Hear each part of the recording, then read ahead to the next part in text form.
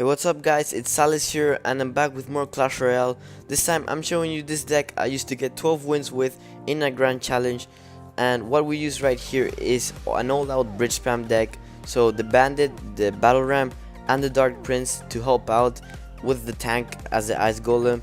It has so much offensive potential that you're almost always gonna be guaranteed a hit on the tower or a connection with the battle ram.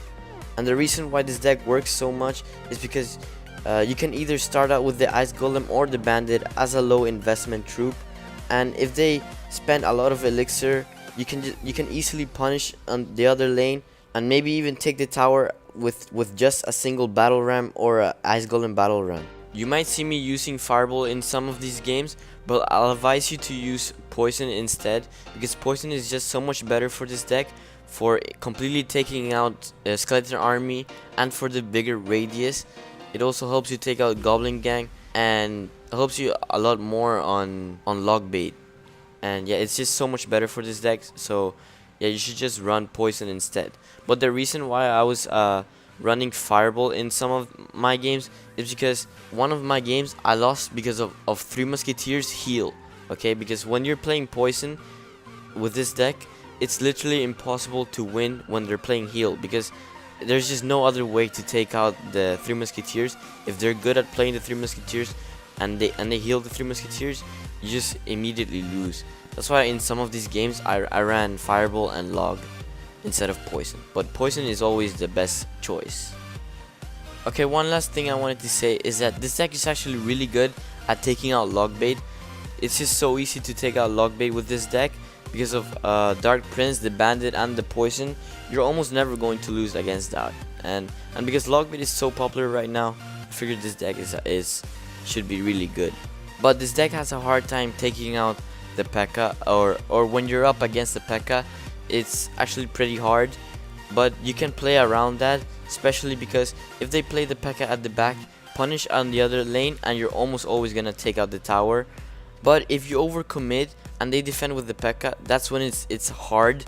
So you never want to overcommit against when you know your opponent has the Pekka on their cycle, because they can just defend it with the Pekka and then you're gonna have a hard time defending. So maybe just play the bandit or just a battle ram, and then when they play the Pekka and you successfully defend it, then you can overcommit it with like an ice golem, dark prince, battle ram, or something like that. This deck also has a hard time with the golem, but basically you just have to play the same as if you were playing with the Pekka, but more offensively.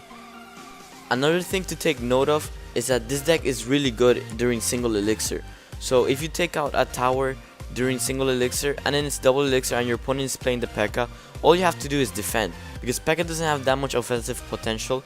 It's not that hard to defend, especially when they're playing like Pekka Hogrider. It shouldn't be hard to defend. All you have to do is defend. Okay guys, for our first game we have Logbait. As I already told you, Logbait is pretty easy. As you can see right now, I'm just showing you the stats for this guy. He's a good player, and I just wanted to let you guys know. And yeah, okay. So for first play, I like to start off safe. So I'm just gonna start off with bats. I don't know what he's playing right now, so yeah, I need to find out. So I immediately see the princess. Okay, princess only fits in on what you see. Princess fits in on Logbait. So right here, I throw in battle ram, and then I try to throw the log, thinking he was gonna play the goblin gang, but he messes up. I think he got lucky. He would have placed it, or maybe he didn't have it in his starting hand. But honestly, I think I would have gotten him if he didn't place the goblin barrel. Okay, so now as you can see, I'm playing really offensively. I'm taking that ice golem as a counter push and going with bandit battle ram, but he stops it with the knight. So yeah, knight is pretty much his lifesaver throughout the whole game, as you're gonna see. Without that, it's gonna be really it's gonna be hard for him to defend. Right now he caught my goblin, he caught my log off cycle, so yeah, he got that. But as you guys are gonna see, all it takes is one push to take out a Logbait. Okay, right here, I'm going offensively, because that's what you do with bridge spam. You play offensively, I thought he wasn't gonna be able to defend this, so I log his princess, but he actually has a desperate log, and yeah, we're pretty equal right now, except he has a little bit more damage. But just wait, uh, just wait. This deck works so well against Logbait. So right here, I threw the Dark Prince because Dark Prince can actually take all the 3 goblins at a time when placed at the back. That's why he didn't throw the Goblin Barrel, and that's exactly why I placed the Dark Prince at the back. So now, look at this. The bandit connects. He dodges the log. It dodges the log. Okay, now I place the Electro Wizard right there because I don't want to get in Rocket. Here, I have to ignore the Goblin Barrel because I know he will place the Goblin gang. He had the Night Elf cycle. I knew his answer will be the Goblin gang. That's exactly why I ignored the Goblin Barrel. And now for my second push, when we're playing Logbait, in double elixir, just pre-poison, you'll get everything around you, and it's gonna be really easy for that battle ram to connect. And as you can see right now, yeah, we just connected with the battle ram. I told you guys, all it takes is one connection, and that's all it takes to win. So now all I have to do is defend. He can't really get me with anything. I saw that battle coming. It was too easy, and yeah, I cycled to a log, and that's an easy win. Of course, we BM because BM is fun. Okay, next match. Okay, now against the Pekka Hogrider, the lightning deck. Yeah, now we're up against this one. This one is pretty tough. If he plays the Pekka right, then it's hard to get around his Pekka. So right now, bandit is not a risky play, so that's why I do that. And because I'm at 10 elixir right now, I'll go with the battle ram. He can stop it with the Pekka. I don't know he has a Pekka right now, but he decides to go. I guess he doesn't want to overcommit that much, so he stops it with the bats. Now I couldn't look at that. Just look at that. He lightning. He didn't even know I was gonna place the Electro Wizard. For some reason he lightning, and I was like, yeah, this guy is not good. I must beat him right now, because like he got that out of luck, okay, and that got me frustrated. Because what if I didn't place the Electro Wizard? I would have just defended with the bats, and yeah, that was frustrating. So right here, I poisoned. I still don't know he's playing Pekka, although I should have realized. He decided not to place the Pekka because he thought the Electro was gonna be kept alive, and because of that hesitation, I actually get a lot of damage right here. In fact, I believe I take. No, I don't. I do not take the tower. Okay, but I almost did. So right now, I don't care whatever this guy says. I'm gonna laugh at him. As you see, I'm playing aggressively. He doesn't have enough to play the Pekka right now. Okay, so he plays it that well because he kited that all to the other lane. Although he has to defend it. He still has to defend it. I will not get that much damage, and that is not the tower I wanted to get damage on. But right now, it's about to get double. It's about to turn double elixir. I still don't want that yet. I want to take that tower before it turns double elixir. He still didn't have enough for the Pekka, and that is why we were able to take that tower down to really low, actually. Now we see the Pekka for the first time, but because we can't really punish that much. Okay, I'll place the bandit just to finish off the tower, but right now it's all about defending. It's double elixir.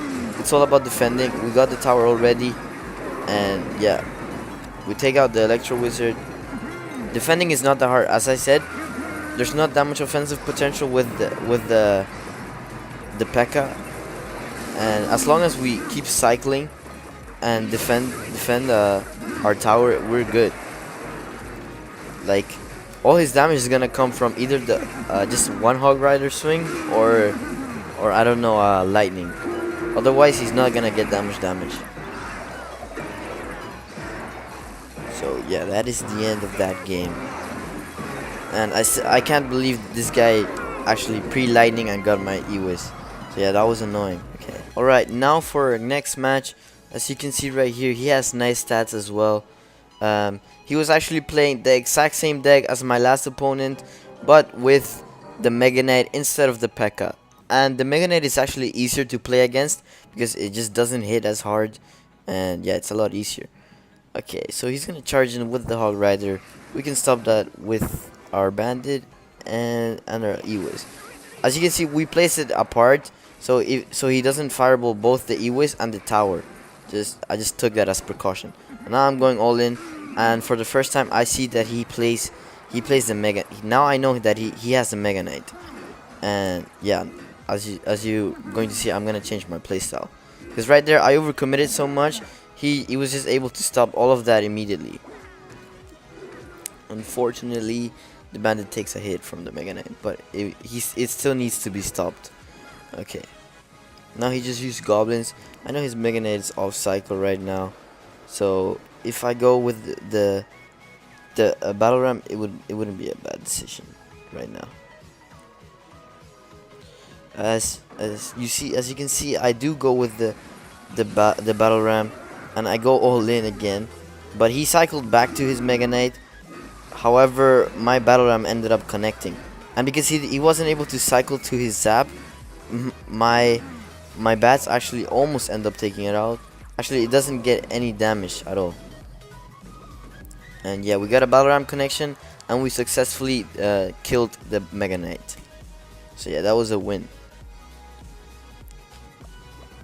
Now his Mega Knight is, I know his Mega Knight is still off cycle, and I got him in a bad cycle right now, and this is good for me. So right now I need those goblins to stay back as I take out that Hogrider, and look at this counter push. I use the bandit and the Dark Prince, and then battle ram in front of it, and it's just so hard for him to defend it. Still, look at him all spending all of this. Here I have the fireball instead of the poison.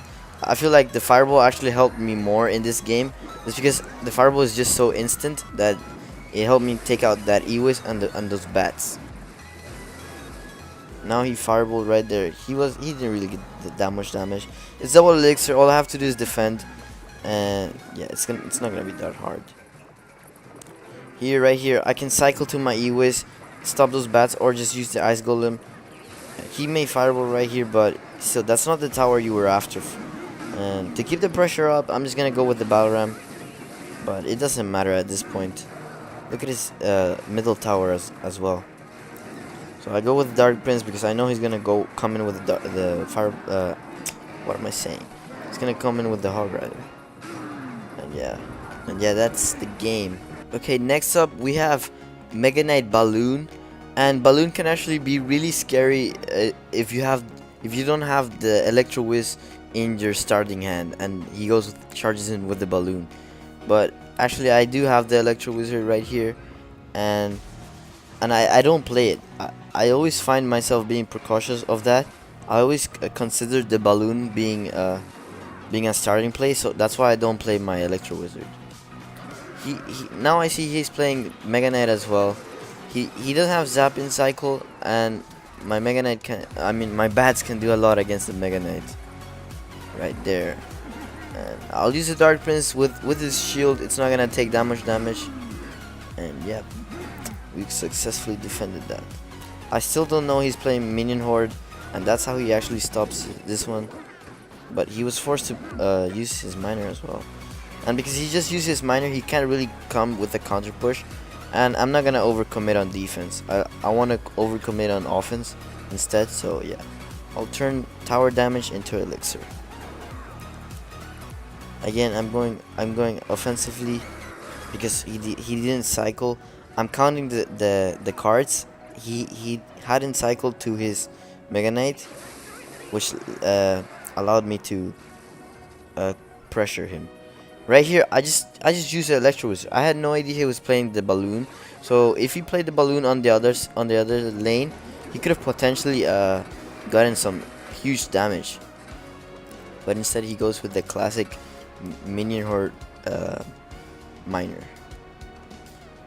Now again, I always keep the pressure up with this deck, even though I know he's gonna play Mega Knight, or I'm guessing, and yeah, he does. But look at the bats doing work against it, because Mega Knight just cost 7 and it just doesn't have that much health. Look at that. It just got taken out by the bats. Now we see the balloon for the first time. I have my Ewis right here. I'm gonna protect it with the ice golem just in case he places like minions to take it out. But looks like right here he just gave up. So yeah, I'm just gonna skip this game now. That's basically all we have to see from this game. And yeah, if he played the balloon better, he could have beaten me. Okay, for my last match, this was actually my 12th win, so it wasn't a bad player. We had Lavahound, and Lavahound is really hard against when we're playing with our deck, the bridge spam deck, because we don't have that much air unit defense. Okay, we don't have that many air targeting troops, but we do have a lot of bridge spam, so that actually helped us during this game. And look at that poorly placed tombstone. It allowed us to get the battle ram on the other lane. We punish him heavily on that, and yeah, we get some damage going on. And that we were running fireball instead, and that actually helped us right there. We took out those minions really quickly. Now from right here, I figured he's playing Lavahound from the tombstone to the baby dragon and the inferno dragon. I was guessing he was playing Lavahound. That's why I gotta act fast, take out the tower during a single elixir, and then just completely defend on double elixir. That's basically what this deck is, because it's just so strong during single elixir. Bridge spam is just really good.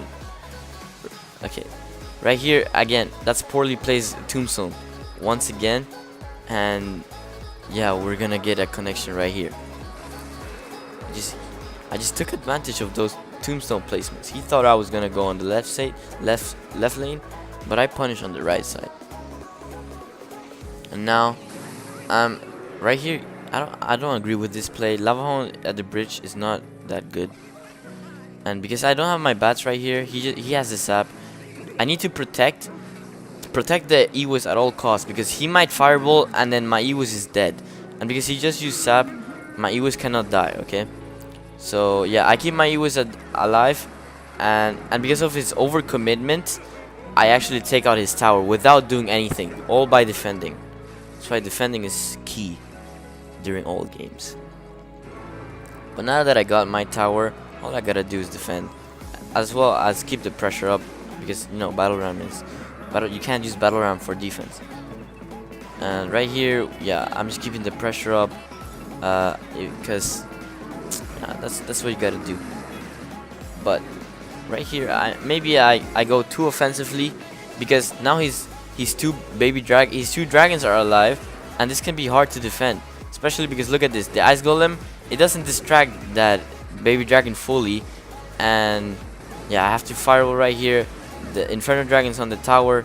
It actually almost takes the tower. I place my electro wizard out of panic, and if the time doesn't run out, he could have maybe tied this game, and then it would have been a lot harder.